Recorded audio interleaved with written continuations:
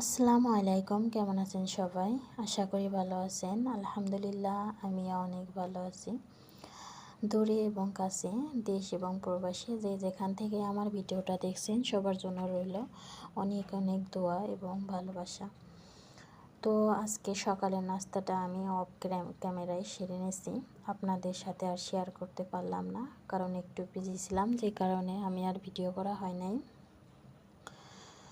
তো আজকে আমি দুপুরবেলা থেকেই ভিডিওটা স্টার্ট করছি। তো এখানে আমি আজকে দুপুরে রান্না করব হচ্ছে খাসির মাংস। তো খাসির মাংসটা আমি আগে পানিতে ভিজিয়ে রাখছিলাম, ফ্রিজেতে বের করে। এখন আমি খাসির মাংসটা সুন্দর করে পরিষ্কার করে ধুয়ে নেব, ধুয়ে রান্নাটা শুরু করব। তো এই তো খাসির মাংসটা আমি কষলিয়ে ভালো করে পরিষ্কার করে ধুয়ে নিতেছি। তো বেশি করে পানি দিয়ে 2-3 বার করে, যেহেতু এই লাল রক্তটা না দেখা যায়, 2-3 বার করে একটু পরিষ্কার করে অবশ্যই ধুয়ে নেবেন, ধুয়ে তো নিতেই হবে।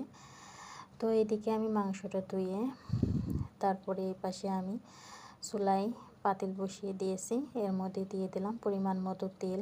এখন আমি দিয়ে দেব গরম মশলা, তেজপাতা, লং, এগুলা দিয়ে হালকা একটু নাড়াচাড়া করে এর মধ্যে আমি কেটে রাখা পেঁয়াজ, পরিমাণ মতো পেঁয়াজ দিয়ে তারপরে পেঁয়াজটা একটু লাল লাল করে ভেজে নেব।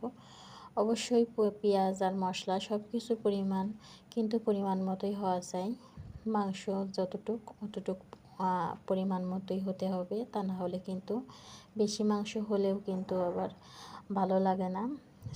বেশি মশলা হলেও কিন্তু মাংস আবার স্বাদ নষ্ট হয়ে যায়, যে কারণে সব কিছুই পরিমাণ মতো দিতে হয়। এর মধ্যে আমার আগে থেকে ব্লেন্ডার করে রাখা মরিচ বাটা আর মরিচ বাটা দিয়ে আমি একটু নাড়াচাড়া করে নিলাম। এর মধ্যে দিয়ে দেবো এখন আদা বাটা, রসুন বাটা, সব কিছু দিয়ে আর একটু নাড়াচাড়া করে একটু ভালো করে ভেজে নেব। তো অবশ্যই মশলাটা একটু ভালো করে ভেজে নিতে হবে। আর এইদিকে আমি লবণ, সজের গুঁড়া, জিরের গুঁড়া, হলুদের গুঁড়া, এগুলো আমি আলাদা একটা পাত্রে এই তো নিয়ে নিছি। এর মধ্যে একটু পানি অ্যাড করব। ওই গুঁড়া মশলার ভিতরে পানি অ্যাড করে এর ভিতর যেহেতু কষানো যখন হয়ে যায়, তখন এই পানিটা এর ভিতরে অ্যাড করে দেবো, ওই মশলার পানিটা।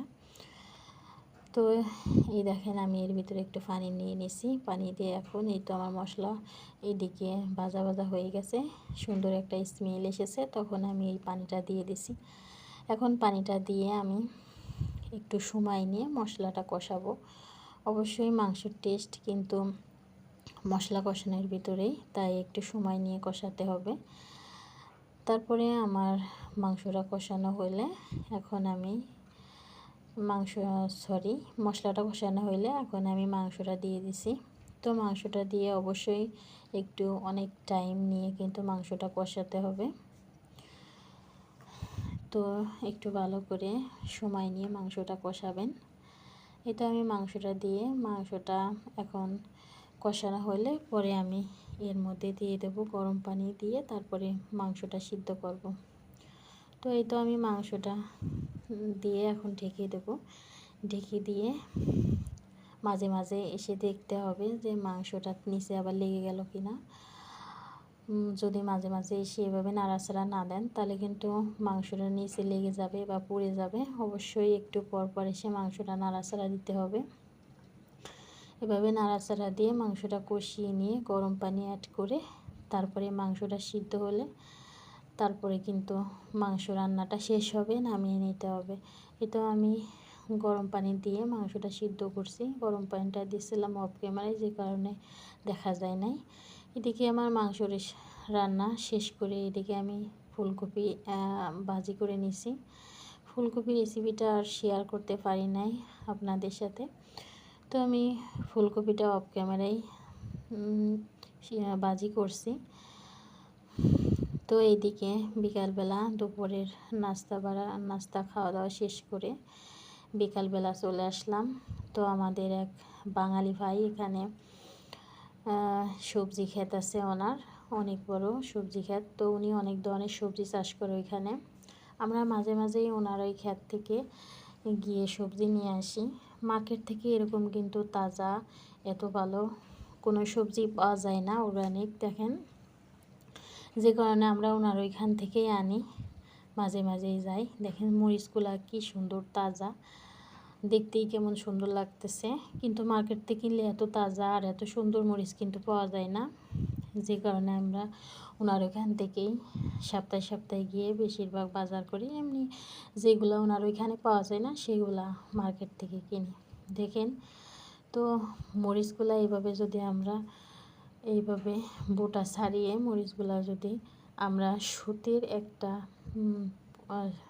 ব্যাগে মরিচগুলা এইভাবে গুছিয়ে রেখে দিই, এই মরিচ কিন্তু সহজে নষ্ট হয় না, প্রায় 1 মাস চাইলে 1 মাসও রাখা যায়, কিছুই হয় না।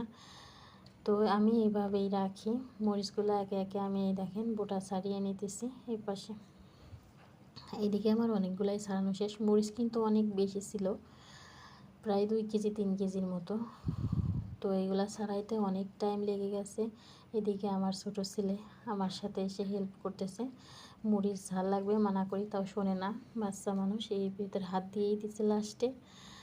দেখেন আমার মরিচের বোটা ছাড়ানো শেষ। এখন আমি মরিচগুলা ব্যাগের মধ্যে, দেখেন আমার একটা ব্যাগ বানিয়ে নিয়েছি এরকম সুতি কাপড় দিয়ে।